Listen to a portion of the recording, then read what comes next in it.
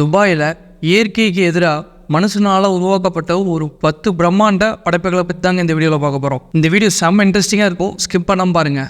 வணக்கம், நான் உங்கள் வெற்றி. வாங்க வீடியோ போகலாம்.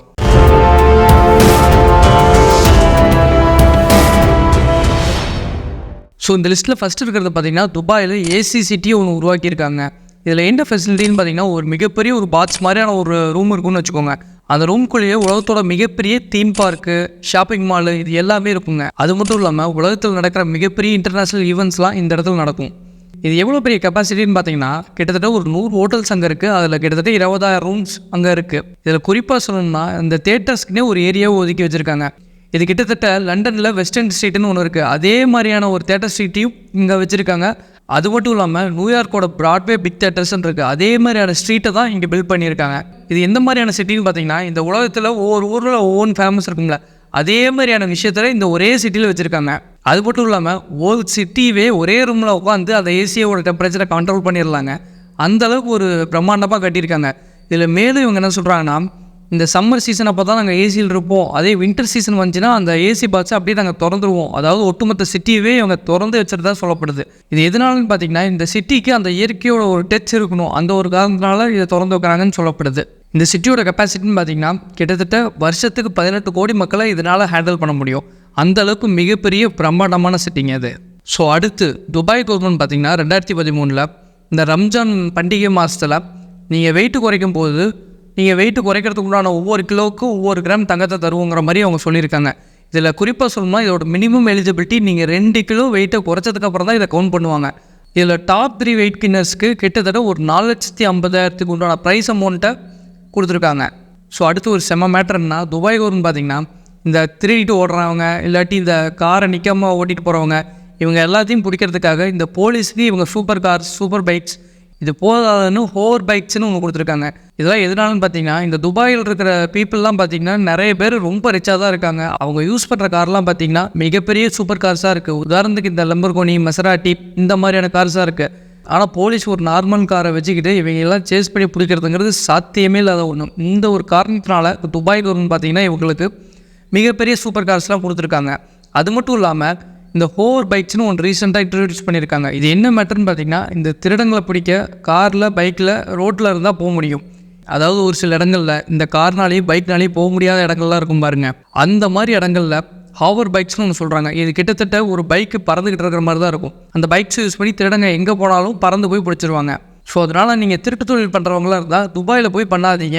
ஏன்னா துபாய் கவர்மெண்ட் ரொம்ப ஸ்ட்ரிக்ட்டு, டக்குன்னு பிடிச்சிடுறாங்க. ஏன்னா அதுக்குண்டான ஃபெசிலிட்டிஸ் எல்லாமே அவங்க ரெடியாக வச்சுருக்காங்க. நீங்கள் கேட்கலாம், ஏப்பா துபாயில் ஃபாரஸ்ட்டே கிடையாது, இவங்களுக்கு எதுக்கு இந்த ஹோவர் பைக்குன்னு?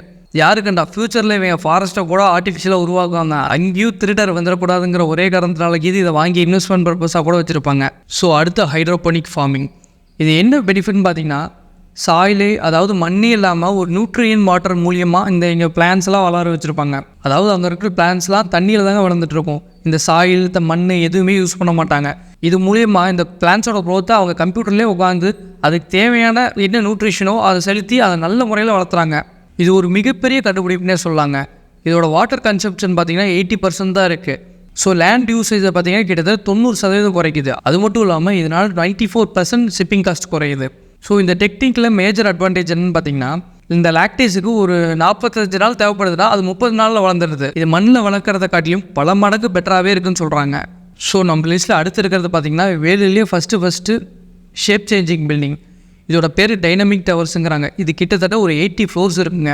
இதில் என்ன ஸ்பெஷல்னு பார்த்தீங்கன்னா இதனால் காலையில் ஒரு ஷேப், மதியம் ஒரு ஷேப், நைட் ஒரு ஷேப், இந்த மாதிரியான ஷேப் சேஞ்சிங் பில்டிங்காக இது உருவாக்க முடியும். உதாரணத்துக்கு நீங்கள் துபாய் இதுக்கு முன்னாடி போனதில்லை, ஆனால் இந்த பில்டிங் போய் நீங்கள் பக்கத்தில் ரூம் எடுத்து தங்கியிருக்கீங்க. இந்த பில்டிங் ஒரு அடையாளமாக வச்சுச்சு, சரி பசிக்குதுன்னு போய் பக்கத்தில் போய் நீங்கள் முறுக்கு வாங்கிட்டு வர கேப்பில் இந்த பில்டிங் ஒரு ஷேப் மாறி இருக்கும். அப்போ நீங்கள் தொலைஞ்சு போகிற வாய்ப்பு கூட அதிகமாக இருக்குது. அதனால் இந்த மாதிரி பில்டிங்கை அடையாளமாக வச்சுட்டு எங்கேயும் போய் முறுக்கு வாங்கியோ பண்ணு வாங்கியோ சாப்பிட போயிடாதீங்க. இன்னொன்று, இந்த பில்டிங்க்கு 79 டர்பைன் யூஸ் பண்ணி அதுக்கு உண்டான பவரை அவங்களே ஜென்ரேட் பண்ணிகிட்டு இருக்காங்க. ஸோ இது ஒரு முக்கியமான விஷயமாக பார்க்கப்படுது. ஸோ நம்ம லிஸ்ட்டில் அடுத்து இருக்கிறது இந்த துபாய் மக்கள்லாம் பார்த்திங்கன்னா டீசாலினேட்டட் வாட்டர்னு ஒன்று யூஸ் பண்ணுறாங்க. இது என்ன மேட்டர்னா இந்த கடல் நீர் இருக்குது பாருங்கள், அதில் வந்து உப்பை மட்டும் ரிமூவ் பண்ணி இந்த ஹியூமன் பர்பஸுக்கும் அக்ரிகல்ச்சர் பர்பஸுக்கும் இந்த வாட்டரை யூஸ் பண்ணிக்கிறாங்க. அதுவும் இல்லாமல் இதிலேயே பியூரிஃபையான வாட்டரை வந்து ட்ரிங்கிங் பர்பஸ்க்கு யூஸ் பண்ணிக்கிறாங்க. அது மட்டும் இல்லாமல் இவங்க வெளியில் போனால் துபாயோட வாட்டர்லாம் கிடையாதுங்க, ஒன்லி இம்போர்ட்டட் வாட்டர். இப்போ வெளியில் நம்ம ஊரில் போய் நீங்கள் பஸ் ஸ்டாண்டில் தண்ணி பாட்டில் வாங்குறீங்க பாருங்கள், அந்த மாதிரி துபாயில் சுற்றி இம்போர்ட்டட் வாட்டர்ஸ் மட்டும் தான் இருக்கும். இதில் யார் லார்ஜ் அமௌண்ட்டில் இம்போர்ட் பண்ணுறான்னு பார்த்தீங்கன்னா, நம்பர் 1 இடத்துல சைனா இருக்குது, செகண்ட் இடத்துல இந்தியா இருக்குது, தேர்ட் இடத்துல வியட்நாம் இருக்குது. ஸோ அடுத்து ஒரு சூப்பரான விஷயம்னு பார்த்தீங்கன்னா, துபாயில் அங்கங்கே ஏசி பஸ் ஸ்டாப்ஸ் வச்சுருக்காங்க. இந்த 2025க்குள்ளே கிட்டத்தட்ட ஒரு 762 பஸ் ஸ்டாப்ஸை நாங்கள் உருவாக்கியே தீர்வோன்ட்டு துபாய் கவர்மெண்ட் கங்கணம் கட்டிட்டு தீர்றாங்க. இப்போ இருக்கிற கெப்பாசிட்டிலாம் பார்த்திங்கன்னா 8 சீட்ஸ் தான் ஒரு பஸ் ஸ்டாப் இருக்கும். ஆனால் ஃப்யூச்சரில் இது வந்து இன்க்ரீஸ் பண்ணி நாங்கள் பல மடங்காக உயர்த்துவோம் அந்த மாதிரி சொல்கிறாங்க. இதில் கவனிக்க வேண்டிய விஷயம்னா, இது காமன் மேனுக்கு இந்த மாதிரி ஃபெசிலிட்டிஸை கவர்மெண்ட் பண்ணி தரது ரொம்ப வரவேற்க தகுந்த விஷயங்க. ஏன்னா துபாயில் மிகப்பெரிய பணக்காரங்கள் ரொம்ப ஜாஸ்தியான லெவலில் இருக்காங்க. அப்படி இருந்துமே இவங்க கடைக்கோடி மக்களை, அதாவது பஸ்ஸில் போகிற மக்களையும் இவங்க இந்த அளவுக்கு கவனிக்கிறது ரொம்ப ரொம்ப வரவேற்கத்தக்க விஷயம். காசு இருந்தால் எப்படி ரூல் பண்ணணுன்னு துபாய் கவர்மெண்ட்டை பார்த்தாங்க கற்றுக்கணும். அடுத்து நம்ம ஊரில் ஆடு, மாடு, கோழி, பூனை இதெல்லாம் எப்படி ஒரு வீட்டு விலங்காக வளர்ப்போமோ, அதே மாதிரி துபாயில் சிங்கம், புலி, சிறுத்தை இந்த மாதிரி அனிமல்ஸை வீட்டோட பெட் அனிமல்ஸாக வளர்த்துறாங்க.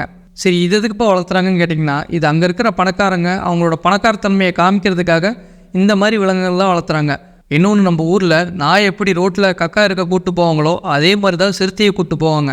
ஆனால் இவங்க ரோட்டில் போக மாட்டாங்க, வீட்டுக்குள்ளேயே அங்கங்கே சுற்றிட்டு இருப்பாங்க. ஆனால் ரீசெண்டாக பார்த்திங்கன்னா துபாய் கவர்மெண்ட் இந்த மாதிரியான வைல்ட் அனிமல்ஸை வீட்டில் வளர்க்கக்கூடாதுன்னு சொல்லி பேன் பண்ணிட்டாங்க. இருந்தாலும் ஒரு சிலர் நான் ஃபைன் கட்டினாலும் பரவாயில்லன்னு சொல்லி இன்னமும் அந்த அனிமல்ஸ்லாம் வளர்த்துட்ருக்காங்க. அடுத்து துபாயில் பார்த்திங்கன்னா ஒரு 300 மேன்மேட் ஐலாண்ட்ஸ் இருக்குங்க. இது வானத்திலிருந்து பார்த்தா பூமியோட ஷேப் எந்த மாதிரியான ஒரு ஷேப்பில் இருக்குமோ அதே ஷேப்பில் இந்த ஐலாண்டை உருவாக்கியிருக்காங்க. இதில் ஒவ்வொரு வீடும் பார்த்திங்கன்னா பல்லாயிரம் கோடிகளை கொண்டது. இதில் என்ன ஒரு தனித்துவம்னு பார்த்திங்கன்னா, கடல்லிருந்தே தோண்டி மண் எடுத்துகிட்டு கடலுக்கு நடுவுலையே இந்த வீட்டெல்லாம் கட்டி வச்சுருக்காங்க. இதுதாங்க உலகத்திலேயே காஸ்ட்லியான வீடுகள். இதில் நம்ம நாட்டிலேருந்து குறிப்பாக சொல்லணும்னா, ஷாருக் கான் அவரும் ஒரு வீடு வச்சுருக்காரு. அதுவும் இல்லாமல் வேர்ல்டோட ஃபேமஸ் ஃபுட்பால் பிளேயரான கிறிஸ்டியானோ ரொனால்டோ அவரும் ஒரு வீடை வாங்கி போட்டிருக்காரு. இது எல்லாமே அங்கே சும்மா தாங்க இருக்குது. உங்களுக்கு வேணும்னா ஷாருக் கான்கிட்ட ஒரு நாள் வாடகை எவ்வளோன்னு கேட்டுட்டு அதை கொடுத்துட்டு நீங்கள் வீட்டு சாவி வாங்கிட்டு போங்க. ஆனால் இடம் பார்த்திங்கன்னா செம்மையாக இருக்கும். உங்களுக்கு சுற்றி கப்பல், ஏர்போர்ட் அப்படி இப்படின்னு வேறு லெவலில் வச்சுருப்பாங்க. இன்னொன்று, சுனாமியே வந்தால் கூட இந்த ஐலாண்டை சுரண்டி பார்க்க முடியாது, அந்த மாதிரி தான் இதை கட்டி வச்சுருக்காங்க. அடுத்து நம்ம லிஸ்ட்டில் 10ஆவதாக இருக்கிறது துபாயில் ஏர் டேக்ஸி கொண்டு வர போகிறாங்க. ஆமாங்க, 2026க்குள்ளே துபாயில் எல்லா ஏர்போர்ட்லேயும் ஏர் டேக்ஸி கொண்டு வரதா ஒரு அக்ரிமெண்ட்டும் ஒன்று சைன் பண்ணியிருக்காங்க.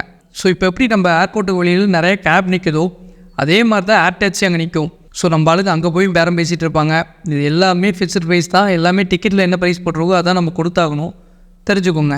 சரிங்க, நம்ம இந்த வீடியோட எண்டிங் கொட்டோம். இந்த வீடியோ உங்களுக்கு பிடிச்சிருந்தா எனக்கு லைக் பண்ணி உங்கள் ஃப்ரெண்ட்ஸுக்கிட்ட ஷேர் பண்ணுங்கள்.